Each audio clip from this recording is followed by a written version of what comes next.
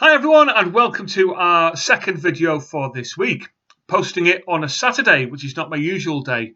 Normally I post the second video on a Thursday, but my Thursday this week was mad busy and I've had a much quieter Saturday, so I thought I'd take the opportunity to post today for you. I hope that's a pleasant surprise for you towards the end of your week. And today we continue our series of reflections from around the world. Advent reflections which consider the question, who is Jesus? And this reflection comes from Colombia. It's written by a gentleman named Dionisio Oyuela, who is the coordinator for Langham preaching across Central America. And Dionisio's reflection is called Jesus is the Good Shepherd. John chapter 10, verses 11 to 14. Jesus said, I am the good shepherd. The good shepherd lays down his life for the sheep. The hired hand is not the shepherd and does not own the sheep. So when he sees the wolf coming, he abandons the sheep and runs away. Then the wolf attacks the flock and scatters it. The man runs away because he is a hired hand and cares nothing for the sheep. I am the good shepherd. I know my sheep, and my sheep know me. I am the good shepherd. This provoking statement by Jesus is preceded by his healing of the blind man and by the resistance of the Pharisees to see Jesus as the Messiah, the Son of God. In response to the questions of the Pharisees, Jesus shares a parable using images of the pastoral life so familiar to the Jews, to present himself as the true shepherd, in contrast to thieves and robbers. However, as the Pharisees continue to misunderstand his message, Jesus identifies himself as the door of the sheep, showing the Pharisees that he alone is the gateway to salvation, not keeping the law or wielding religious authority. Leaving no room for doubts, Jesus expands the parable, now presenting himself as the good shepherd. He, unlike salaried shepherds, does have a genuine interest in the welfare of the sheep. Jesus is the good shepherd because he takes good care of his sheep, giving them not only life, but giving his life for them. He lives and dies for the sake of the sheep. As a good shepherd, he knows them very well and they recognize him. More than just superficial knowledge, this is a mutual, intimate, personal relationship between Christ and his sheep. This knowledge, communion, and intimacy between Jesus and his sheep is part of his unique character.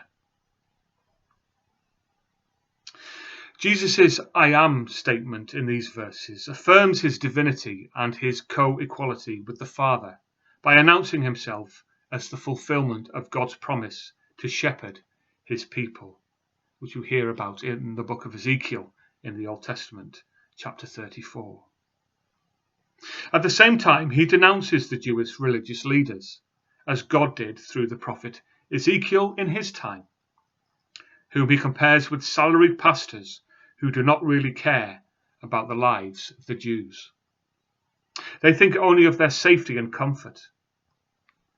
Jesus, on the other hand, loves his people so much that he is willing to give his life for them and for all humanity. The season of Advent is not only for remembering the birth of Jesus, but also his life, miracles, teachings, crucifixion, resurrection, and ascension. All of it as part of God's saving plan for all humanity.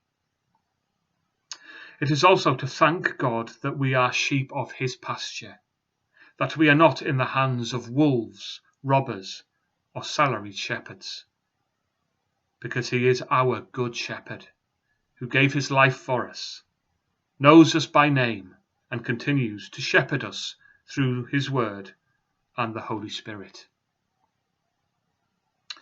Advent should also be the time to remember that all of us who have pastoral roles, such as parents in our homes, pastors in our churches, ministry leaders, business managers, teachers, doctors, and nurses, are the good pastor's helpers. The only good shepherd is Jesus. As the good pastor's helpers, let us seek from our hearts the same qualities of the good shepherd. Let us cultivate a sacrificial love for the sheep, the people that God has entrusted into our hands. Let us try to know their needs, and let us know ourselves by them with our strengths and weaknesses. Let us seek for them the abundant life that Christ came to give us. Let us practice a selfless love for them that motivates us to dedicate ourselves to them, even at the cost of our own lives, to guard them from dangers like false doctrines and theories, false teachers and prophets. The Good Shepherd loves us and knows us. May this Advent season be the opportunity to grow in our love and knowledge of him. So there we are. Thank you for listening. I hope you've enjoyed the video. Just before I go, to let you know with the latest government update, Plan B as they're calling it, if you are coming to church tomorrow, please do know that the requirement to wear a mask is back in place, unfortunately. So please try and remember to bring a mask to wear. There will be some there if you do happen to forget, but just so you know, you will need to wear a mask in church if you come tomorrow, unless you are exempt, of course. And it also means that we'll just, for the time being, we'll need to just put a hold on after-service refreshments.